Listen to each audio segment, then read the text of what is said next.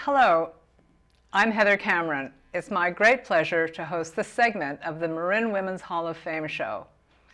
Since 1987, the Hall of Fame has inducted over 125 Marin women of distinction, women who have made immense contributions to the county of Marin and its residents, as well as to the world beyond. Honorees have distinguished themselves in many fields: education, science, business, philanthropy, the arts, politics, law, philosophy, and religion. Each honoree has been a force for positive change in our community. It's a great privilege to acknowledge and document their contributions. Today it's my pleasure to introduce Kate Kain, who is being honored in the class of 2015 for her pioneering work in community service. Welcome, Kate. Hi, Heather. And congratulations again on being inducted into the Marin Women's Hall of Fame class of 2015. Thank you. It's a big honor. Kate, you've spent your career fighting to end violence against women and children through direct services, through advocacy, through creating organizations and structures to deal with this painful, widespread problem. Let's begin our conversation today talking about how you got involved in this kind of work. Can you begin by telling us a little bit about your upbringing? I know you grew up in a big family in Northern California. Can you talk a little bit about what the experience was of growing up in that kind of environment, and if your parents or other people were particularly strong role models for you? Yes, I grew up actually in Southern California. Oh, did you? But it was a big family. Well, there were bigger families, but there were, I have 5 siblings. And I'm often asked, how bad was it growing up that you would devote your career to this crime? And the truth is, I didn't grow up in a family with violence against women as a part of it. I grew up in a family that where my dad treasured my mom, and they both treasured us. And so but I'll tell you how it came to be that I did this. But I would say a major influence was my big family in terms of all this collaborative work, working with people who are from all different professions, all different walks of life, multicultural, multidisciplinary, multi-age, every age. Was this in your community or in your extended family? I think that in my family, I learned how to do that. Yes. That big extended family taught all of us how to get along with people when you didn't want to get along. Yes. How to learn to speak your truth. You know, a big thing that my mom taught me was you have to speak up. If you don't speak up, they won't know what you really think. I would go and hide under the stairs and. Were you a timid child? Very timid, shy, yes. And were your siblings boys or girls, sisters or brothers? Both. Yeah. Both, 3 sisters and 2 brothers. And were they surprised when you discovered this inner voice that allowed you to become a great and powerful advocate for the disadvantaged and downtrodden? I don't know if they were surprised. I think when I learned it was my mom would find me hiding and she would say, you must go say what you think. You must, this is my role as your mother. I'm going to teach you how to speak up. So I really learned that starting around age 10. And what were some of the ways that she encouraged you to speak out? Just go to the dinner table. We had dinner at a big picnic table type table my dad had built, and she would say, get to the table and say what it is you need to say. And I would say, no, no, no, no, they're not going to like what I have to say. And beyond that, you know, I don't remember running back to the table. I just remember making the commitment. All right, well, if she's committed to this at that level, then I have to do it. Yes. You know, I really wanted to. So your mother was a strong person, obviously. Yes, she was, yeah. And what about your dad? And my dad is who taught me my love of all things mechanical. Really? You know, as a young Girl Scout, I had to have a project, and he said, well, let me teach you how to make a lamp. I really wanted to learn how to build a lamp because I had found this piece of manzanita wood camping, and so I built a lamp out of it. And often he would say, you can do anything you put your mind to. Anything. He really made a point to say that to his 4 daughters. And do you believe that?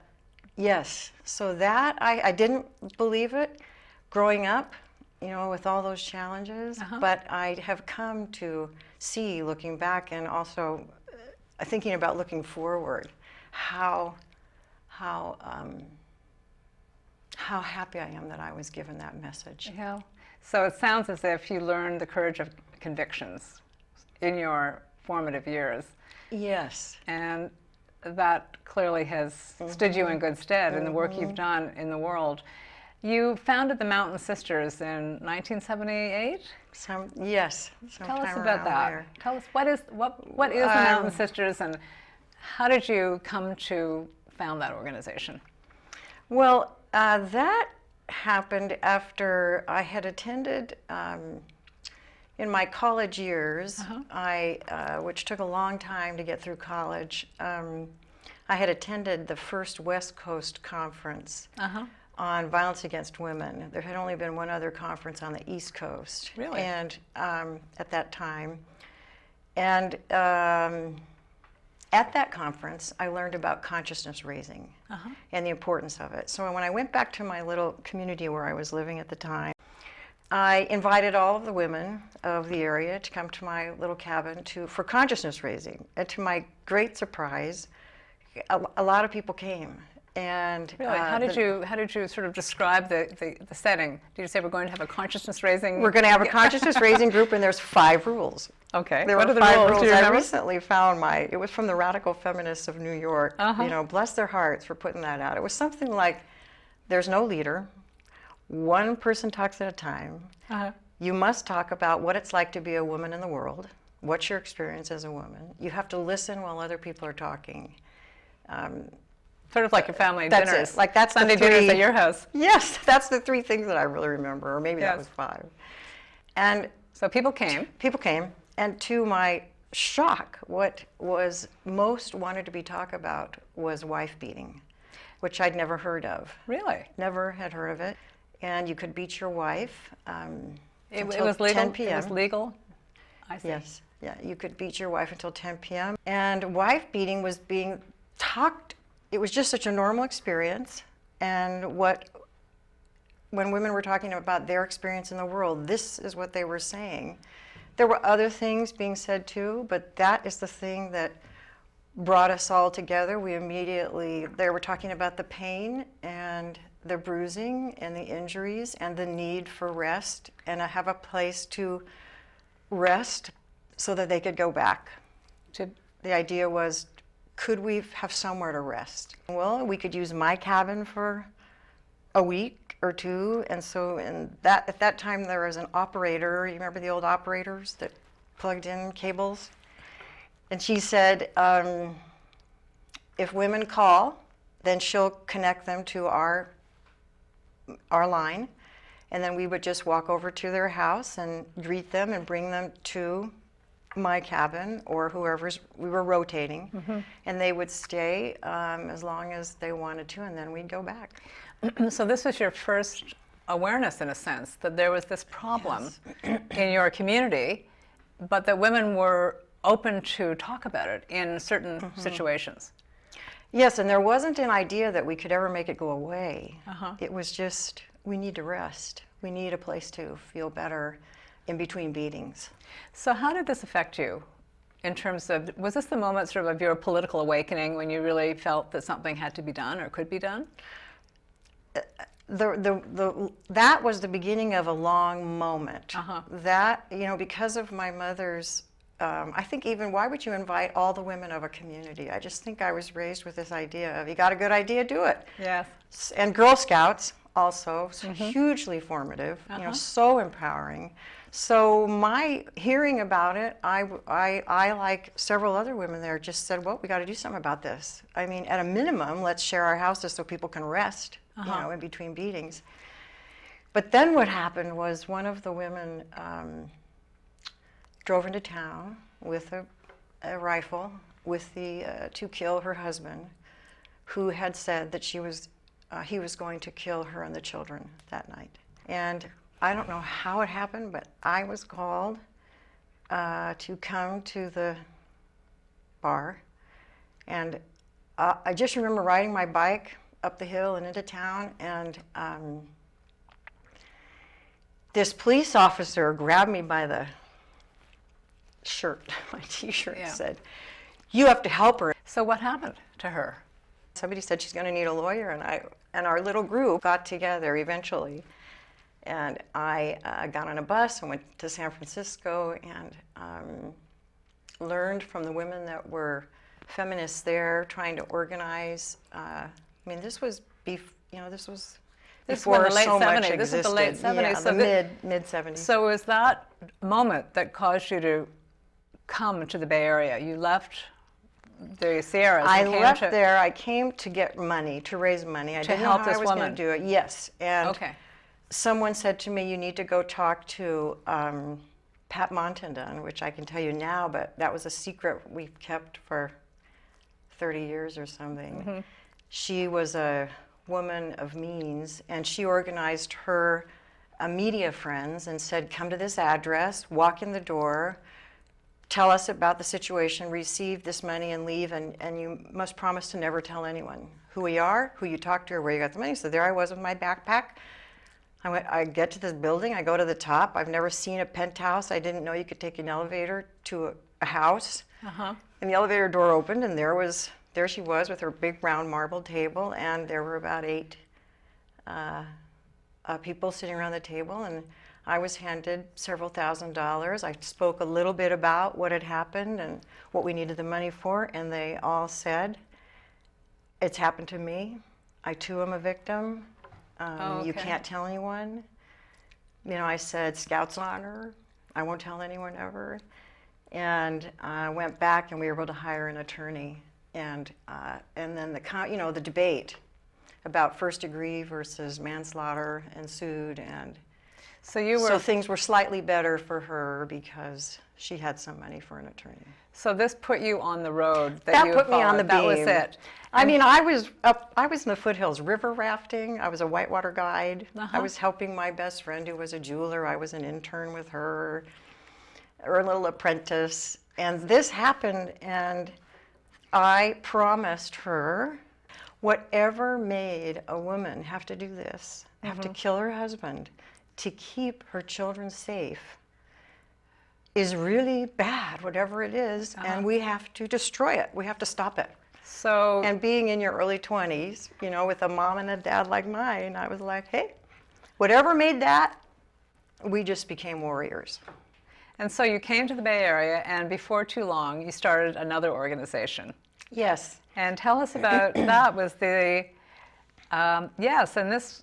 Well, tell us about that period, because you also got involved in a tremendous amount of advocacy, and you were a very big player in having some important legislation passed with the Maxine Waters Child Abuse Prevention Act. So can you give us a little background into how that legislation came into being and the role you played in ensuring its passage? Because that has had the opportunity for systemic change to occur through that, I believe. Yes, so much happened as a result of that. Yeah, so tell us Well, a when little I bit about came that. to the Bay Area, I was really looking for, after letting so many women stay at my home and escorting them back to their home, and you could stand outside the door and hear the beatings take place, I was really frustrated. All of us were. It was extremely painful to hear beatings resume and not be able to stop them, you know, for fear of getting injured yourself. And I had the great fortune, I started first with a little newspaper, The Children's Advocate, published in Berkeley, and through that I found Rich Snowden, who was trying to promote a program called the Child Assault Prevention Program that had been developed in Columbus, Ohio by the Women Against Rape organization there. And this program went right to the bottom of the lake in terms of how does our society make a woman who has to kill her husband to keep her kids safe? Right. How does our society make a man, a father, kill, you know, threaten to kill his wife or his children, or kill them, you know, in order to be a man? And that program was started by, so Rich and I teamed up, and that program, I just want you to know, it was so, there was so much going on in the Bay Area at the time. This is the 70s and 80s? Yes, yes. You know, rape crisis centers were starting and opening, and shelters for battered women were opening. And So this whole issue was suddenly getting some traction. the violence against women and visibility. issue was getting traction, yes. And in Ohio, a second grade girl had been raped and murdered. She was going to a private school, and the sisters at the private school contacted the Women Against Rape organization and said, we got to do something because the children in the school are traumatized. What can we do? And the sisters and the rape advocates teamed up, and they developed this child assault prevention program, which was based on an analysis about why kids are vulnerable to being raped or killed, that matched up why women are vulnerable to being raped or beaten. And so the prevention strategies that were used to help the kids be safer were based on the same reasons why women are vulnerable to rape. So it was a complete match for me and what I was looking for, because I wasn't really a child abuse specialist or anything like that. We were dealing with battered women. And Rich was a fierce, you know, he just believed in this program so much. It matched up for a lot of things for him, and he was contacting rape crisis centers, you know, and they were so interested in having access to something that would actually, in the end, help us train up a generation of kids not to become rapists, not to become bullies, and not to become victims. So it was just a perfect thing. And Maxine Waters, Congresswoman Waters now, she back then was Assemblywoman Waters in California, herself looking to build her platform. And I got a notice in the mail saying, you know, I'm interested in women's issues and children's issues. If you'd like to talk to me, talk to me. So we just went straight to her. I called her right up and had a meeting with her, and she said, well, what do you want to do? And again, you know, back to my mom, well, let's just get everybody involved. Let's just get the whole state involved. Let's create these CAP programs for every county in the California so that we can train all the children in the state and their parents and their teachers, and actually train a whole generation so that we stop the pattern from repeating itself generation to generation to generation. So that was a very significant accomplishment. And she was amazing. She said, yeah, let's do it. What's it look like? So we just made late night trips up to Sacramento to meet with her way late into the night to figure out a structure for how you would do that in a state. And that is a really wonderful story. And it has had an enduring impact, obviously, on the community, on the state of California. You went from this wonderful experience where you were able to accomplish so much to the Center for Domestic Peace, where you now serve as the Deputy Executive Director. How has that transition been for you? I was interested in the center, in what was then called Marin Abused Women's Services, because it had a variety of programming that included helping battered women, but also a prevention piece called Transforming Communities. And it also had a men's program for abusers. And one of the missing, as I was trying to inform myself, back to the original question, how can we have created a man who would kill his wife? How can we, to be a man, how can we have created a woman who would have to kill him for her kids to be safe, or would have to kill him and then kill herself, or who has to be victimized in order to fulfill the role of being a woman? The violence done in the name of manhood, womanhood, and childhood is so terrible. We know it all as violence against women. I just have to. So the Center for Domestic Peace allows you to sort of embrace the whole family. Yes. The missing piece was the abuser. I understood rape. I had learned. I was understanding violence against women, but I wasn't understanding fully how is a man trained up to do that when all the men I knew didn't do that. I wasn't raised around that. I know, I was learning it's very private, it's hidden, it's not talked about, it's silent. And yet, if our society is creating this, then how silent is it really? And Marin Abused Women's Services had the answer to that. They were working with a man named Hamish Sinclair, who was, had really pieced all that together in a program for men. So I came there to learn more about that. So in a sense, you've sort of had a very complete education of your own as you have been working for change in this area. Over 30 years of working really in the trenches and as a powerful advocate and building structures, do you see positive change, really good change, and do you feel hopeful for the future? Oh, I am full of hope for the future. I'm even hopeful for the future in my lifetime. I used to say 20 years ago, I think we can change all this, but not in our lifetime. Once we understood, back to the woman who killed her husband, once we understood what she was up against, and at all levels, from the criminal justice system to the legal system, to the mental health system, to the education system, once we really understood how massive the training is in society, it's not silent at all.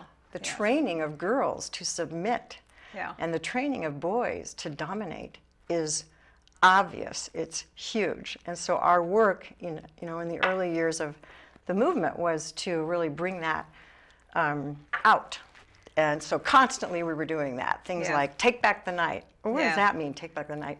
But people understood it eventually. And over the course of my journey in all of this, what I see now is, given that the Violence Against Women Act, since its passage, we can't prove it for sure, but since its passage, intimate partner homicide is down by more than 60%. So yesterday, 60% fewer women were murdered by an intimate partner. So you can feel very proud of being part of this. And it's going so fast, Heather. I mean, the first 15 years after the Violence Against Women Act passed, it was like 50%. And in just the last couple of years, now it's up to like 64. I don't know, Vice President Biden was announcing it in the mid 60%. And when the International Violence Against Women Act passes, the same thing will happen worldwide. So there's all evidence that we will solve this and that people want to solve it. So you can feel very, very good about the work that you've done to ensure that this change will endure, and it's a wonderful positive legacy. I just have had the best career. Yes. I mean, from a Southern California body surfing, whitewater rafting Girl Scout.